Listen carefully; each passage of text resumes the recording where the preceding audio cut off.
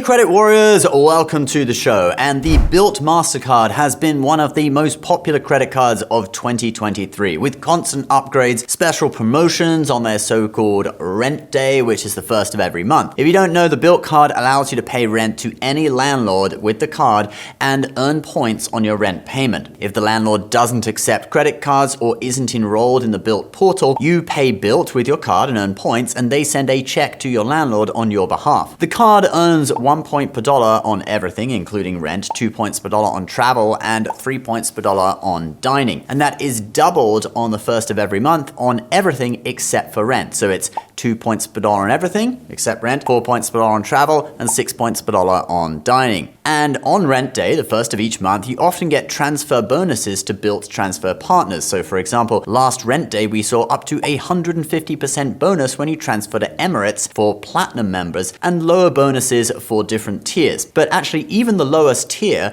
Blue, which is the one that anyone gets for signing up to the program, they got a 75% transfer bonus. That almost doubles the value of your points. But it seems that the program may have been just a little too good, because Bilt has made some changes for 2024 for how you qualify for different tiers of the program. Now, don't get too alarmed. It's gonna sound extreme at first, but there is something that kind of takes the edge off it a little bit, all right? So first of all, here's how you qualify currently, okay, in 2023 for the current tiers. Silver, you have to earn 25,000 points in a calendar year. Gold, 50,000 points. Platinum, 100,000 points. And here is what that is changing to. Silver, 50,000 points or $10,000 in non-rent spend. Gold, 125,000 points or $25,000 in non-rent spend. Platinum, 200,000 points or $50,000 in non-rent spend. So you can see for most tiers, they have doubled the points requirements. For gold, they've actually more than doubled it. But they've also brought in the additional way to qualify, and that is from spending alone, not taking into account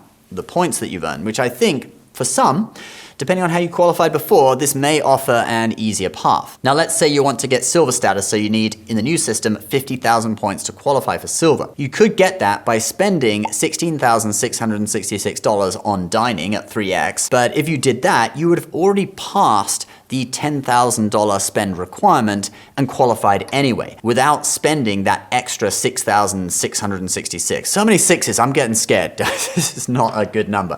Anyway, on the old program, when it was 25,000 points that you needed, if you wanted to get that all from dining spending at 3x, you'd have to spend $8,333 on dining at 3x to get that 25,000 points. So for silver at least, the program hasn't changed that much. You're only looking at about 1,700 more you'd have to spend to get to 10,000 if you're qualifying through spending. Now, Bilt say they have done this because there are now more ways for you to earn points from the card versus when the card launched. I think it was 2.5 years ago. You have rent days with double points, there's a travel portal, there's a dining program, you get 2x on Lyft rides, etc. So for me, I don't think this is going to be a deal breaker on the card for the lower level statuses like silver, maybe even gold, depending on how you qualify.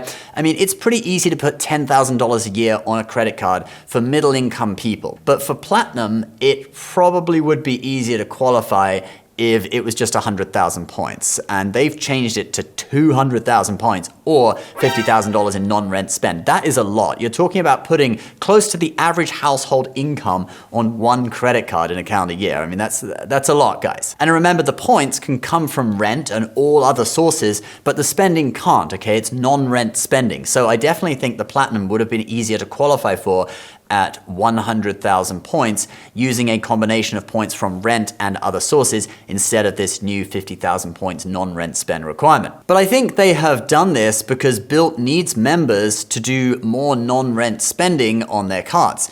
In my understanding, they're probably losing money on rent payments in order to entice customers in, and then they make a profit on non-rent spending, interest, certain fees, etc. But this all relies on customers not using their cards just for rent. This is also why Bilt has a rule that you have to make a minimum of 5 transactions per month in order to earn any rewards. Now, in addition to these kind of negative changes, there are apparently some positive things coming. Apparently, there will be so-called milestone rewards for every 25,000 points you earn. We're not sure what those are going to be yet.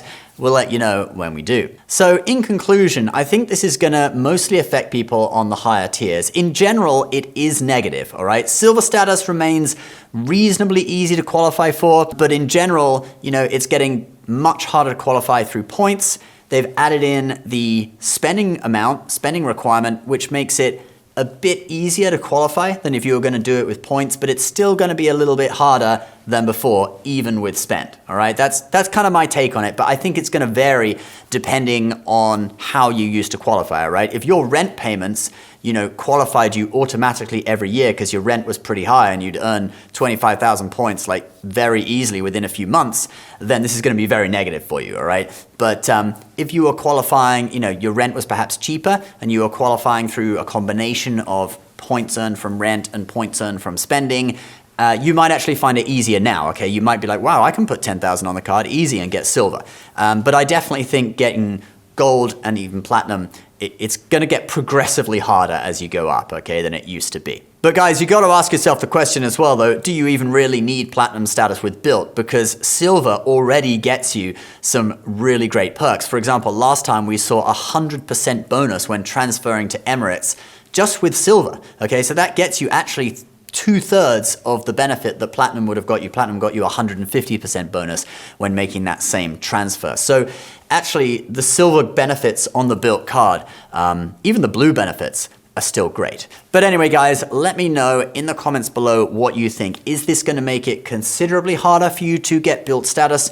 Or maybe just a little bit harder and it's not that big of a deal for you. I'd really love to know what you think. Also, if you do want to sign up for the Bilt card, despite these negative changes, it still has a lot going for it. It's the only card that lets you earn points paying any landlord out there. So if you are interested in it, do click the link below to check it out and learn more about it.